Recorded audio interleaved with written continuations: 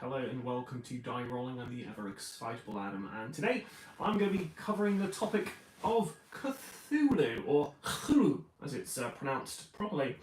But yeah, before we get into all of that, let's talk about other things. So, as I always like to on my Wednesday Waffle, let's get this out of the way. Painting. I've done zero painting, just nothing. No painting done. My brush is dry. I was very close to actually painting something the other day, and then it didn't happen. But yeah, we've got loads of stuff to paint here, and I've just not got around to it. So hopefully, at some point in the not too distant future, I will do that. We've got some lovely noise going outside. Some builders building things. It's nice. Horns beeping. It's all go here. It's all go. So yeah, no painting. Let's talk about what's to back. There's quite a few games out at the moment on various different platforms, which look really interesting. My pick of Kickstarter at the moment has got to be the Cosmere role-playing game. So I'm a fan of kind of fantasy books and sci-fi books, and there's a guy called Brandon Sanderson who basically writes some amazing fantasy and sci-fi books. And he's done a whole series called the Stormlight Archives. It's still going on, and it's such a great read. So the Cosmere RPG basically is covering that, as well as all the other kind of book series he's done. So yeah, really excited about that, and it's definitely one that has piqued my interest. I've got so many role-playing games, I don't need any more, but that's Cosmere. Also, Aliens are doing a second edition. Alien being my favourite role-playing game, absolutely loved it. The fact there's a second edition coming out 2019 I think the first edition came out, so it's been a few years. I'm not quite sure what the second edition is going to bring, but yeah, stay tuned in the channel because I'll be doing a preview on that before it comes, because I'm very interested in the Alien second edition role-playing game. And it also is going to be coming with minis as well, which for me, whenever I'm playing role-playing games, I don't really like to tend to have miniatures out. I'm more of a theatre of the mind kind of guy. But yeah, this one's coming with minis, so we'll see, I guess. What else is there? So there's also on GameFound, instead of Kickstarter, there's a game called The Cats of Mont Saint-Michel. My pronunciation of most things is terrible, or sometimes I do on purpose just to trigger people. but yeah, The Cats of Mont Saint-Michel. I put a video up on Monday evening of me playing through one of the scenarios. I played the game with the creator at the UK Games Expo, and it's such a fun game. You're playing as Parisian kind of cats who are musket cats. Musket cats. You're basically Puss in Boots fighting off vermin, and it's just a really fun game. The Escape from Stalingrad Z board game, I really enjoyed that, but it's very rigid. The rules are quite clunky at points, but as they've released more and more games in this series, I mean, they're not connected, but they are kind of using the same mechanics. They've refined the kind of game system, so actually it's really enjoyable. As you play more of these later games, they're a bit more kind of fluid. And the Cats of Mont Saint-Michel is great because all the theme of a cat is put into the game. Musket Kitties is the best. Yeah, I should have started with that, so I retire from coming up with names for things. But yes, the Musket Kitties in it. They've got 9 lives each.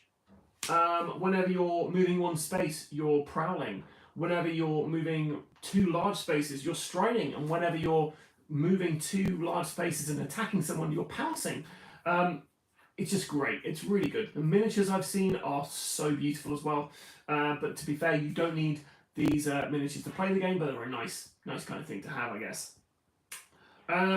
But yeah, that's it for things to bag. Obviously, there's a game called Take the Throne, which is currently up on Kickstarter as well.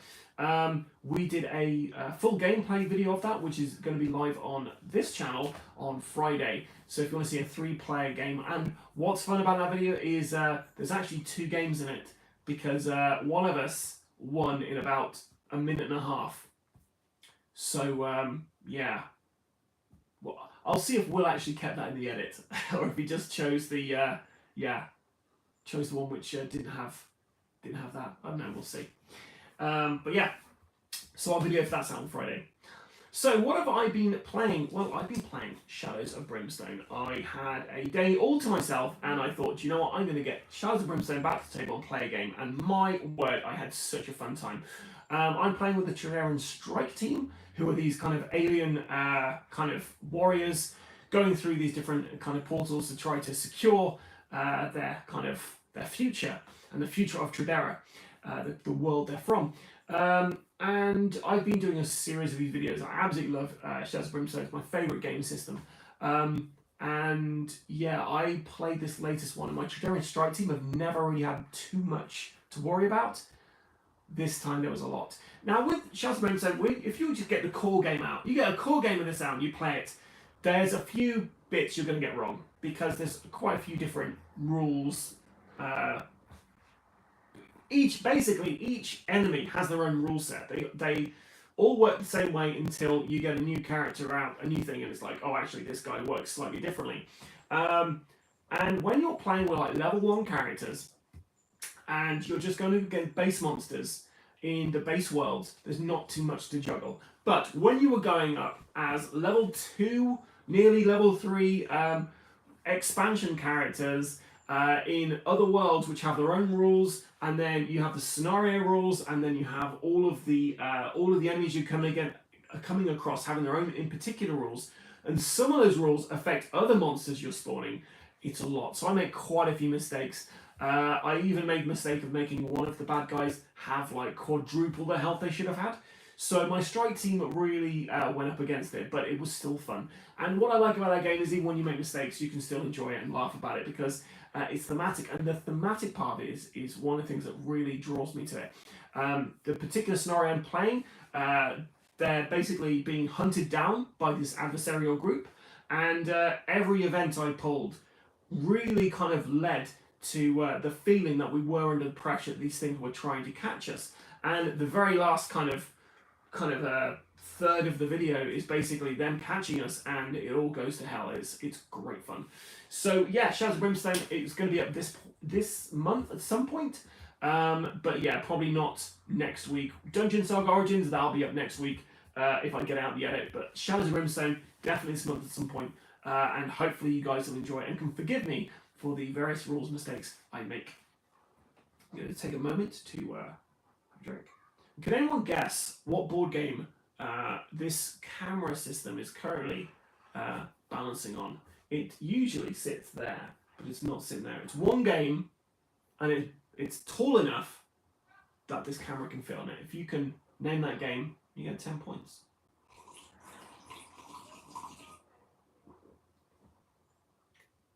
It is Descent. You get 10 points. Well done.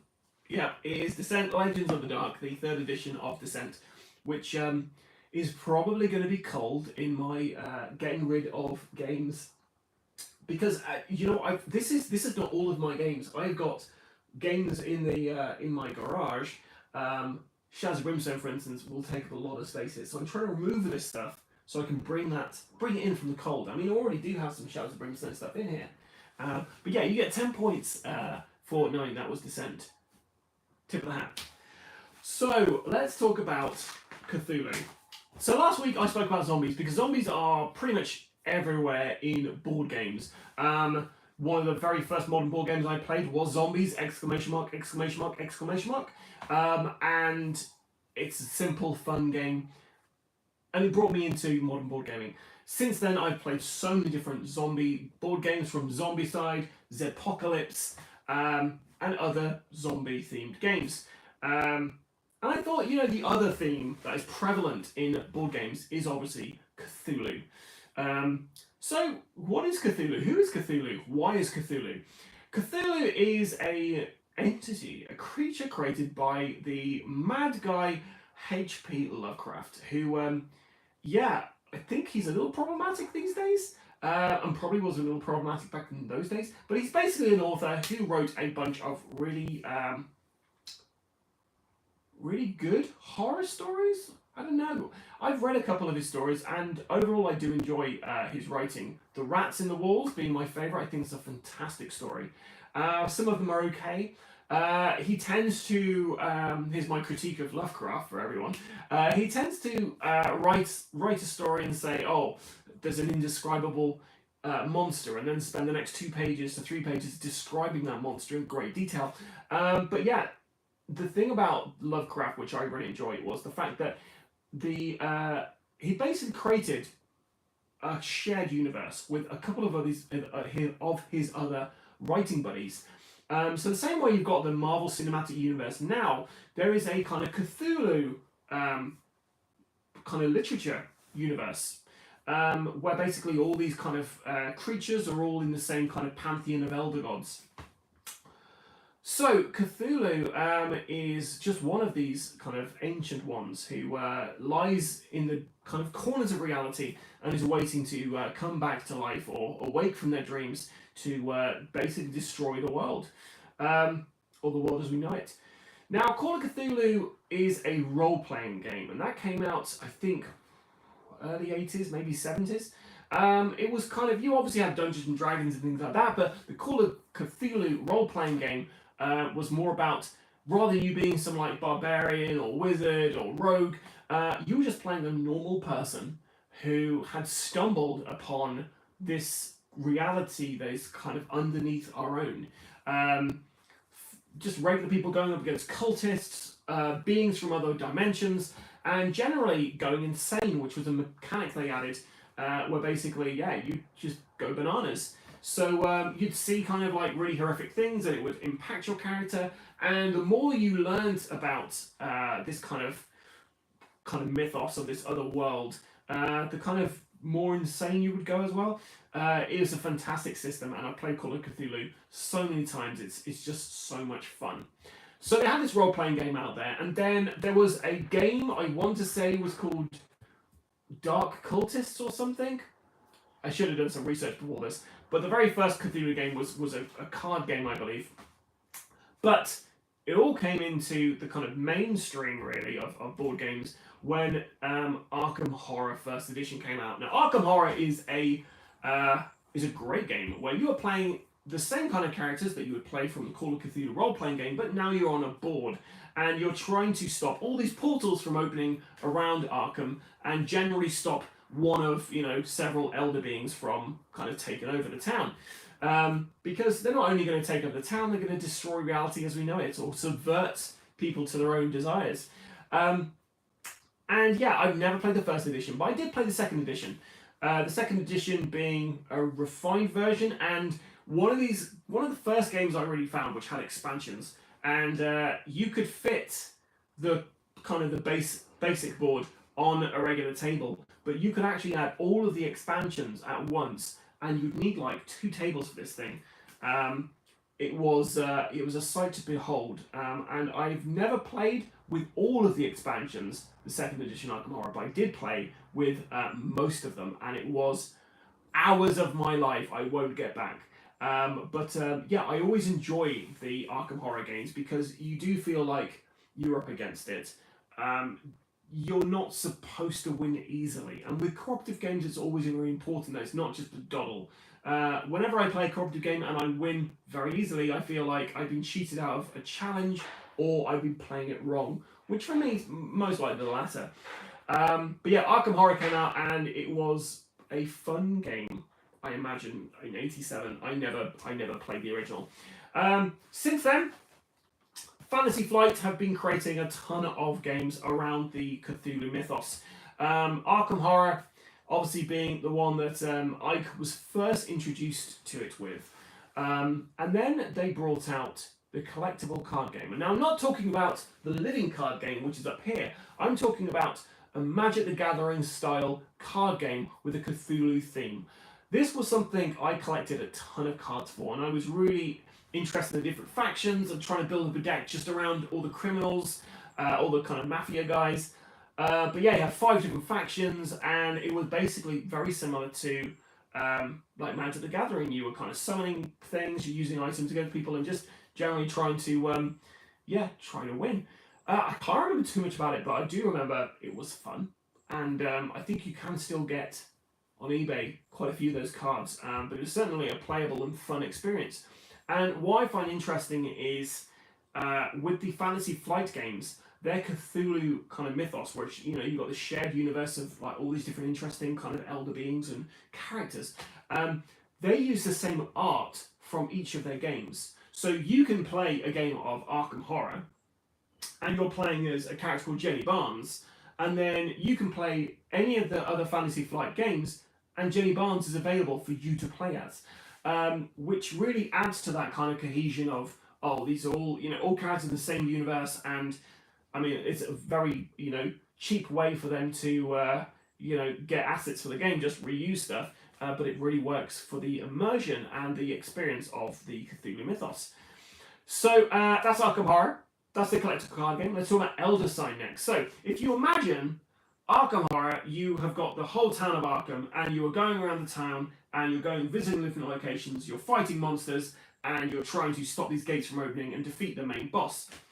Elder Sign takes all of that away and moves it to you're going around a library or a museum, and cultists have broken in and they're trying to summon whatever.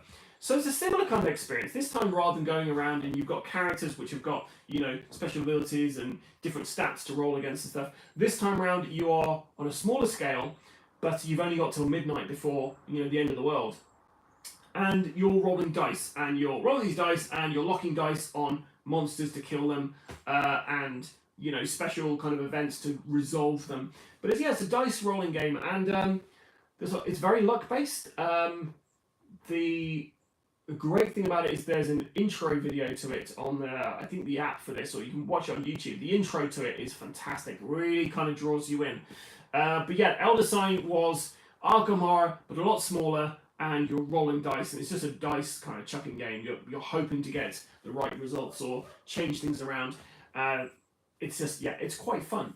So if we go from Elder Sign, which has got the Arkham Horror, it's reduced it to this kind of level. What about going the other way around? Well, they brought out a game called Eldritch Horror. So rather than Arkham Horror, just focusing on the little town of Arkham, well, now you have got the entire world. So in Eldritch Horror, you are traveling all over the world, and you're trying to defeat cultists and defeat the main boss. And I say boss, we're talking about an ancient elder god that's trying to, consume the world or destroy it, whatever they kind of want to do.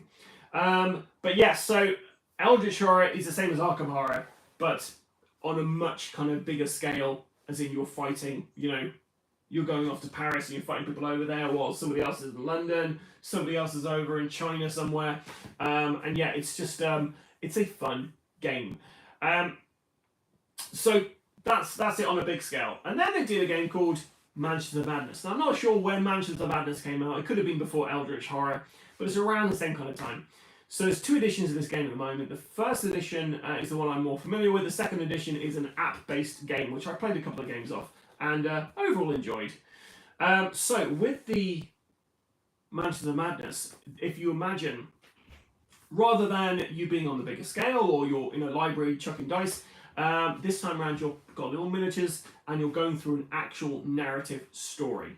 There's not much replayability in these because you get like maybe 5 different kind of stories in a game, and then you get the expansions which have new stories. But once you've done a story once, there's no real reason to come back.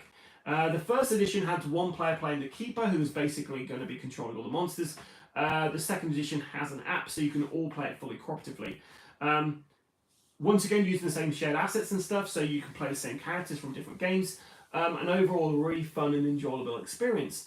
I find, though, app games, they kind of break the immersion for me for the most part. I want a game where I feel, really drawn in by the artwork and, the people at the table are all in the same kind of like, shared experience, I guess. Whereas when you've got an app-based game, you've got people who might have to take the app and they're kind of away from the table. It's the same as if someone's reading a rule book, or if you're playing a game which has a huge narrative element to it, and there's a big book of like stories, and somebody has to go away and read to you for like, however long. That can kind of detract from it. And I find with Mansions of Madness, the app kind of detracts a little bit for me, because I feel like I want to be focusing here, not on a little tablet or the TV or whatever. But that's just me. Let's now talk about the elephant in the room, Arkham Horror: The Living Card Game. So I spoke about the collectible card game. The collectible card game was, like I said, like Magic the Gathering. So Magic the Gathering Solid was very immersive when you played a tape found in a basement backwards. I can imagine. So the Arkham Horror Living Card Game, the difference with this and the collectible card game is this is a narrative kind of adventure. It's fully cooperative. You are going to be playing as one of the investigators that I mentioned previously, and you're going to be trying to go through a narrative campaign of about 8 adventures.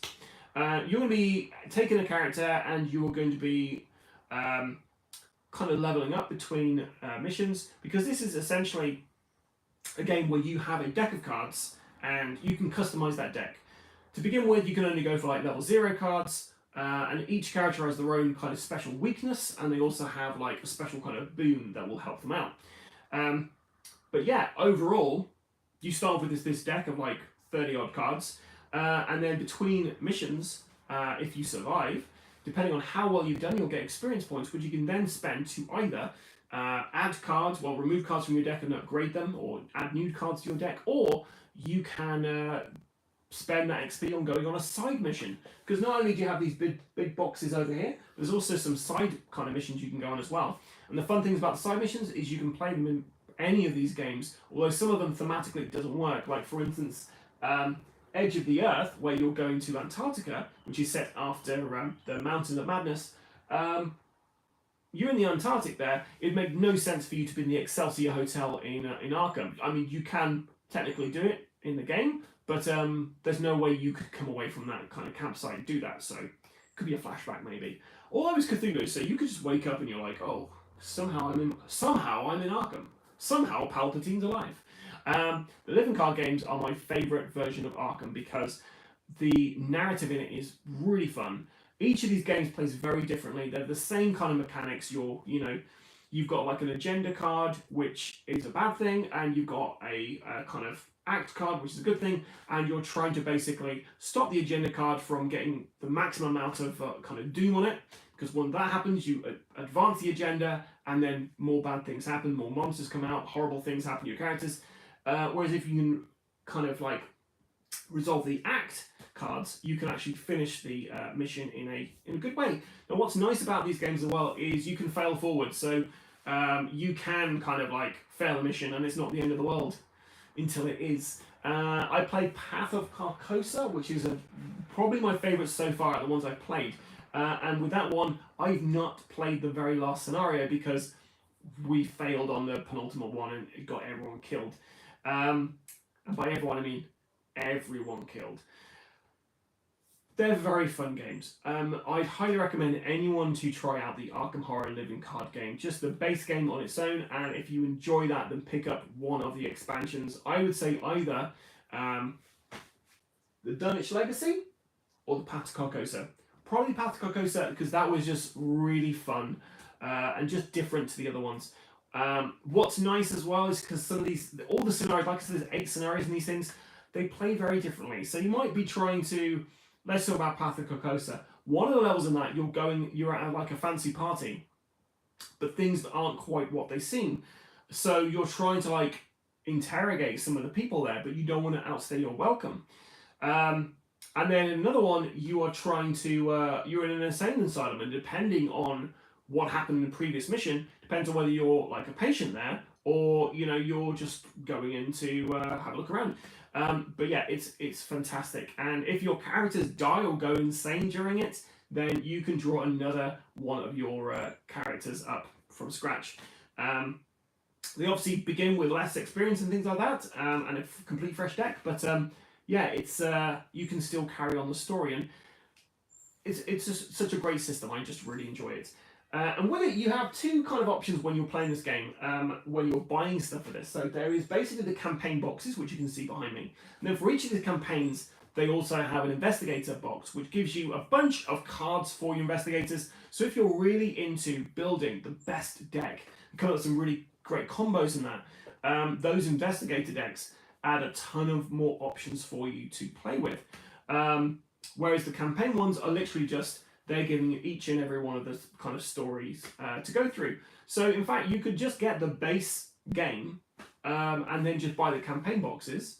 Or if you just enjoy the base game so much you want to play those 3 scenarios over and over again, you could just keep getting all the investigator decks out. I don't know why you do that. Now for me, I enjoy the narrative of this, but I don't enjoy the deck customization so much because I don't really know what I'm doing. I don't mind saying that. Some people I know are really into the deck customization, and you can find some really interesting decks online. There's a whole like Arkham card database you can go on. There's also, if you don't like reading the narration out yourselves, you can also use like the Arkham card app, and if you support Patreon, you can have like all of the audio read out for you, which is fantastic because not everybody enjoys reading out the audio. I thought about doing the audio for when I'm filming it for the channel. The problem is I can't do a Boston accent, so all of my stuff's going to sound very English or very American. My American always goes deep South American, so not quite the right kind of area. This is New England, so there we go. Anyway, so there's also another 2 games by Fantasy Flight that I've yet to play, which are in their kind of Cthulhu Mythos kind of series of games. So it's Unfathomable, which is a hard word to say, and is also a game where you're on a ship, and you have all these cultists on there. Well, some of you cultists, some of you are human, and it's like a social deduction game. I've never played it. I've seen it on a few tables at Aircon. I really want to give it a go. Haven't given it a go yet, but it looks pretty good. The other one is Final Hour, which I believe is kind of like Arkham Horror, but you play in 25 minutes. And it's like the very last chance to stop cultists from summoning whatever. That game you can pick up fairly cheap, but I'm reducing games, not collecting them. So that'll be a game that if somebody has who I know, I'll play. There is one big Cthulhu game out there which I've yet to play. There's a couple, to be fair, but I've got to mention it, which is Cthulhu Death May Die. So this is a game by Simon, Call Me or Not, the guys who do things like Zombicide, Massive Darkness, Arcadia Quest, the list goes on. They do so many really fun games. And the thing that kind of really jumped out at a lot of people for the campaign when it had some Kickstarter is the fact you could get an actual Cthulhu miniature. And a miniature is normally about that big. This thing is about that big, maybe bigger. And it's actually also part of a special mission as well. So it's not just there to look cool. You actually can go on its base and go around Relair and try and do whatever you need to do to stop the summoning. I have not played Cthulhu Death May Die. I know a guy who lives very close to me who has Cthulhu Death May Die, and I think I'm going to say to him, please can we play this game? And I'll update you on my thoughts of it, but it just looks really cool. Those Simon guys have a really fun take on kind of just games in general, and they always look really cool. So yeah, the thing that kind of puts me off from getting that game myself is the fact that I feel like maybe I have to pick up a Cthulhu miniature, and this no. Marvel Zombicide is a big Galactus you can get, but I don't really mind so much. But the Cthulhu one, I'd be like, oh, but yeah, no, that's not going to happen. So that's just a few games I could mention which have the Cthulhu theme, and most of those being Fantasy Flight games, which is my biggest kind of exposure to Cthulhu. There's other games out there like Cthulhu Wars, which is this absolutely huge kind of like, I'd say dudes on a map, but they're like demigods on a map, or not even demigods, they're elder gods on a map. But yes, don't know how I feel about talking about it, just because not a fan of what's been happening with their Kickstarter campaigns. Yeah, so we'll move past Cthulhu Wars, but I hear it's good. Never played it. What else is there? So there is written loads. You didn't miss much, John. It's just me yammering on about Cthulhu. Among Cultists, another social deduction game, has a kind of cultist vibe to it, which is kind of Cthulhu-y, but it's not really. I wouldn't really call it a Cthulhu game. You've got Shadows of Brimstone, which I've obviously mentioned a million times. That has Cthulhic kind of vibes to it. You have tentacles coming out of the ground to attack you. You have an actual miniature called the Ancient One, which is essentially Cthulhu with a big sword. Yeah, Monk Cultist. That was good times, John. Good times. Um, Flux Cthulhu, Shay Cthulhu, um, Pandemic Cthulhu, Reign of Cthulhu, I think it's called. So, like zombies, Cthulhu is applied to some other games as well. They just slap it on stuff and hope it's going to sell. And for the most part, it will sell because a lot of people really enjoy the horror of Cthulhu. One of my favorite kind of Cthulhu mythos games is Mountains of Madness. And what makes that stand out from other games is the fact that it has an insanity mechanic, which is one of the main things you want to have with one of your kind of Cthulhu games. It has to have like some form of sanity mechanic in it because all these regular people coming across these like unimaginable horrors, their psyche is always like damaged by this, and they come away as this broken, shattered kind of person. So Mountains of Madness, what I really enjoy about this is in that game, your insanity physically manifests during the game. So you're drawing these cards, and the more kind of like insane you get, the kind of the worse these cards are. And these are things you have to act out for the rest of the game. So it could be as simple as you can only speak in rhymes, or probably the harshest one I saw was someone had to, well, my dad, had to sit at a table like this, have his finger on him, and he wasn't allowed to talk to anybody unless they copied what he was doing.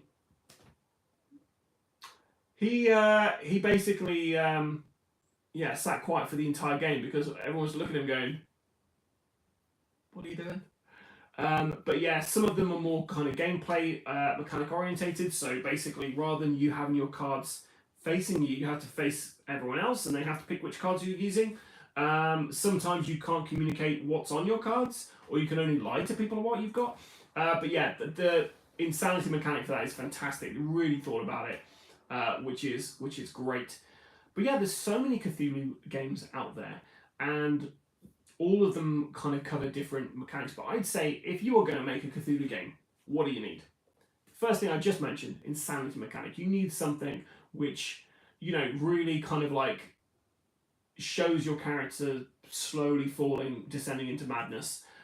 You kind of need that. Difficulty, it needs to be hard.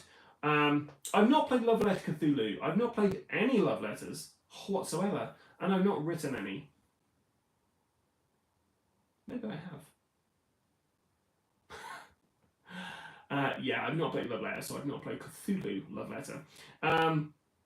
But yeah, it's going to be difficult. It's got to be something where you are up against the forces of this unimaginable horror. So the difficulty level has to be high, but not so high that you feel, oh, there's no point playing. Like in the aforementioned Arkham Horror Living Card game, sometimes it can feel really, really tricky. And you can lose scenario after scenario after scenario. It's not for everyone, because you coming into this, and if you keep losing and your character going insane, then yeah, you're obviously not going to really have much kind of like oomph to go back to playing that game, which is why I don't play them solo normally. I normally play with somebody else because otherwise I just lose the will to live, because I'm like, oh, again, I'm failing. Oh,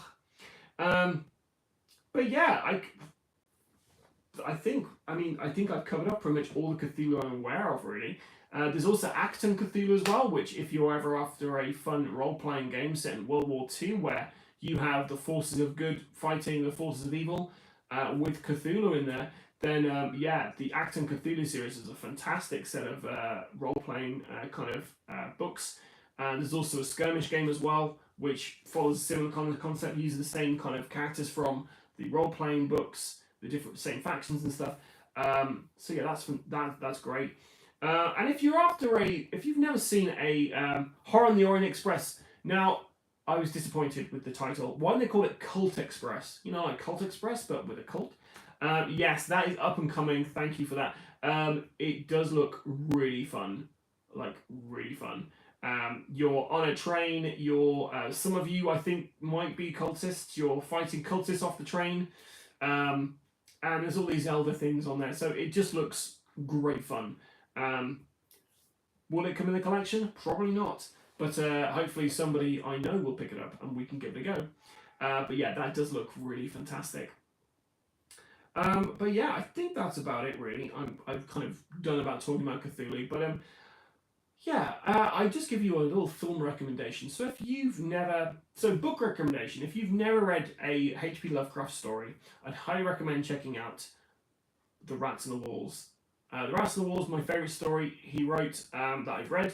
Highly recommend it. It's just a really cool story. It's obviously written a long time ago, so it's very wordy, but yeah, and some people just kind of like talking about saying a lot of words, which you could have only used one word to say what they needed to say, maybe, or maybe one or two. But yeah, it's a great story, really enjoyable.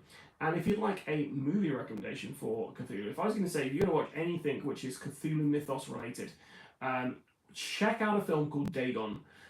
This is a fantastic horror movie which covers the story The Shadows over Innsmouth, and is just so well done. Yeah, read a long time ago, so it's wordy. That's right, John.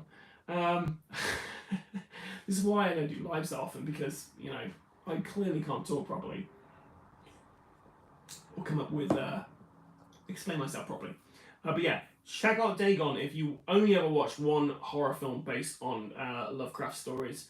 Reanimator's fun, but Dagon is a really cool adrenaline ride through a kind of Spanish fishing village. It's creepy, it's fun. Yeah, well worth your time. Here's a question: why is Lovecraft's kind of Cthulhu mythos all over board games? Well, because there's no licensing issues there. You can just do it. It's in the public domain. So you want to make a story about Deep Ones, you want to make a film about Deep Ones, you want to do a board game about Deep Ones or Cthulhu or Azathoth or Hasta, any of these guys. I'm just rattling off. Then you can do it. No one's going to stop you. So yeah, I think that's why you see so many of these games out there. And also, people like horror games. I generally do. And Dagon is spelled Dagon. Dagon, perhaps. He's a big fish god. No spoilers there, but the film is fantastic. You should definitely find it out. Anyway, that's it for me. Just a reminder, Friday we've got a new video for Take the Throne, 3-player game. And yeah, Take the Throne was pretty fun. They're still on Kickstarter at the moment, I believe. Another shout out for the Cats of Mont Saint Michael, or Michel. That's currently on GameFound, and the Cosmere role-playing game. If you've never read Brandon Sanderson books, check out The Way of Kings if you want a big book with a great plot. But anyway, that's it from me. I hope you've... it's International Cat Day tomorrow. Well, I've only got your word for that. You seem to know what all the international days are, John. Is there some kind of group you're part of? Is it a cult? It's a cult. Okay, anyway. I've been the ever excitable Adam. Until next time, guys, stay safe. Or if you can't stay safe, Die Rollin. You now get to watch me try to turn this off. And my finger always goes over the camera. It's great. Oh, can I do it? No, there we go.